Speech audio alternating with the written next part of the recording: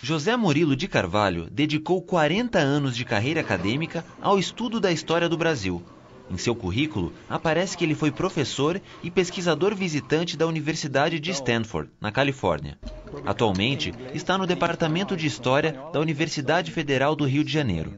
No texto, o historiador associa a popularidade da cidadania à construção da democracia no Brasil. Uma das marcas desse esforço é a voga que assumiu a palavra cidadania. Políticos, jornalistas, intelectuais, líderes sindicais, dirigentes de associações, simples cidadãos, todos a adotaram.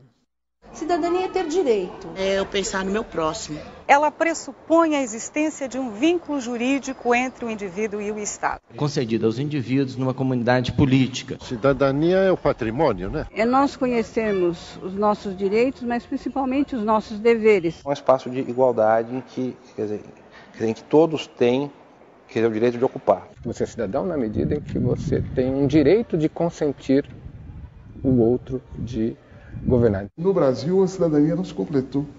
Mas o que é cidadania? O autor diz: o fenômeno da cidadania é complexo e historicamente definido. Historicamente definido. História, então, tem a ver com cidadania? O poder está nas mãos não da minoria, mas de todo o povo, e todos são iguais perante a lei. O general Péricles governou, no século V a.C., Atenas, a cidade-estado grega que é vista como o lugar onde nasceu a democracia. Quem será que era o cidadão na Grécia de Péricles?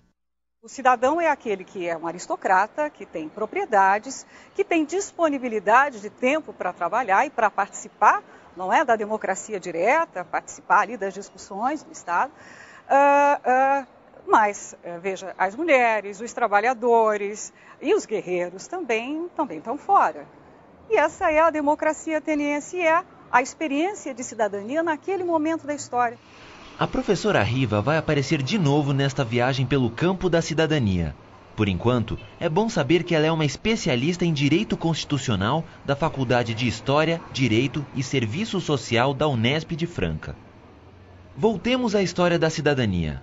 Vamos a Roma, no século I a.C. Recebemos de nossos pais a vida, o patrimônio, a liberdade, a cidadania. A frase é de Cícero, que viveu no final da República Romana, nos anos de 106 a 43 a.C. Quer dizer, então, que a cidadania em Roma era hereditária?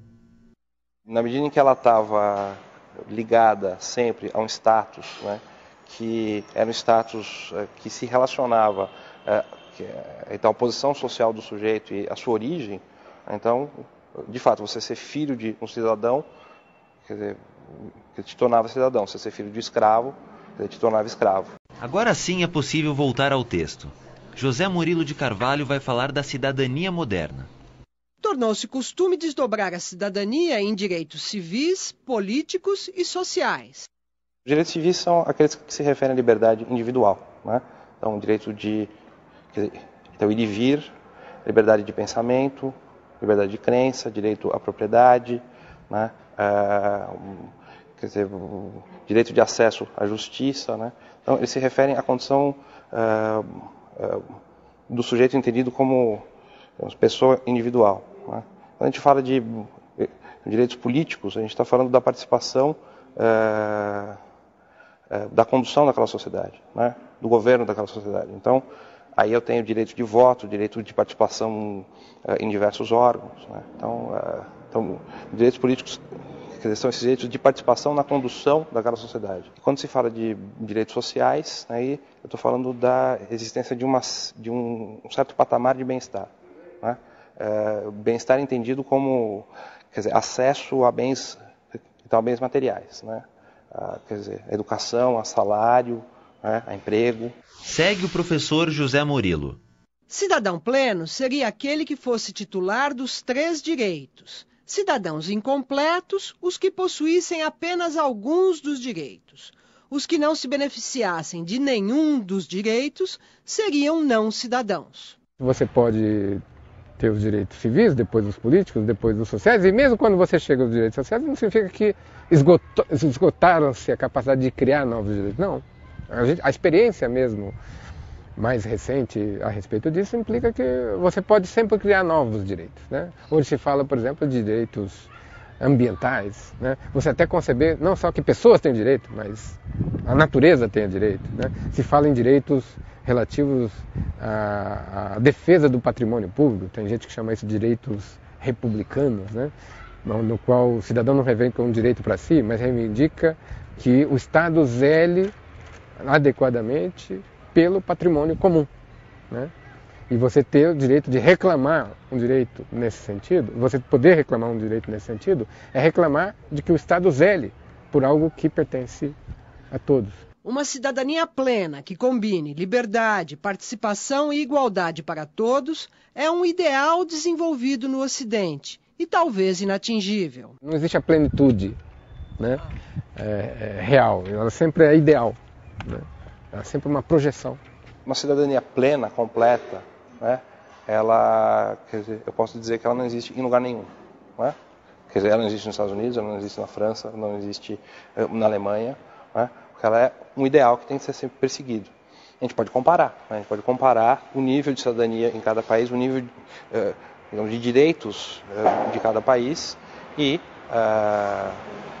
discutindo o que a gente pode melhorar, né?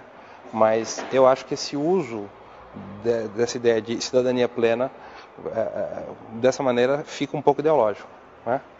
Apesar de eu não estar nada contra, quer dizer, um uso ideológico, porque esse uso ideológico ele pode mobilizar as pessoas a melhorar, né? Mas quando a gente se coloca do ponto de vista de quem estuda isso com um certo rigor conceitual, né? Quer dizer, aí minha resposta é, quer dizer, eu não sei te dizer o que é cidadania plena. Eu sei te dizer que isso é um ideal importante para a gente perseguir. O autor que desenvolveu a distinção entre as várias dimensões da cidadania, T.H. Marshall, sugeriu também que ela, a cidadania, se desenvolveu na Inglaterra com muita lentidão.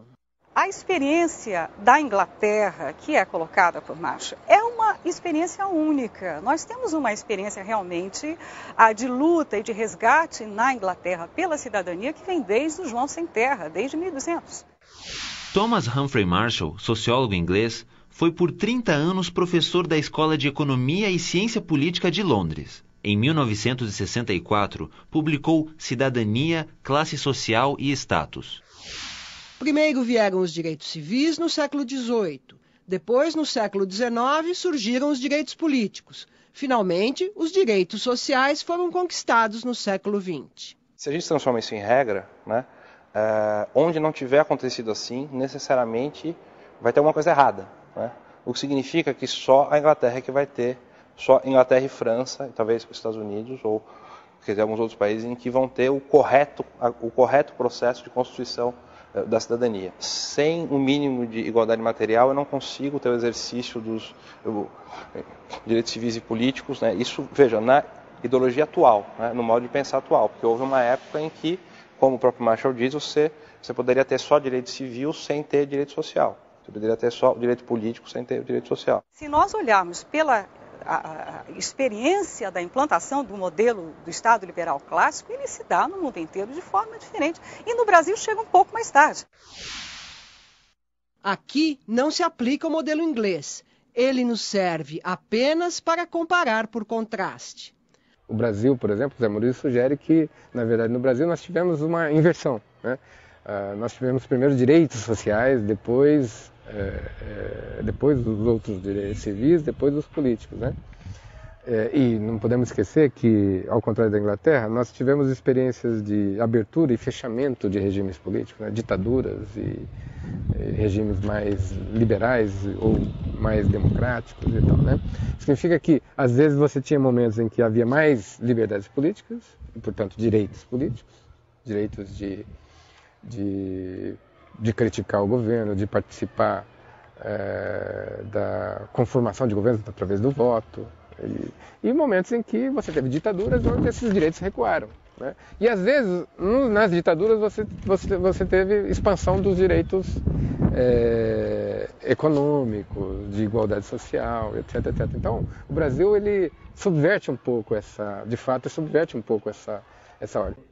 Quer dizer, O fenômeno da cidadania, como definiu José Murilo de Carvalho, é mesmo complexo e historicamente definido. Em cada tempo, apresentou-se de uma determinada maneira.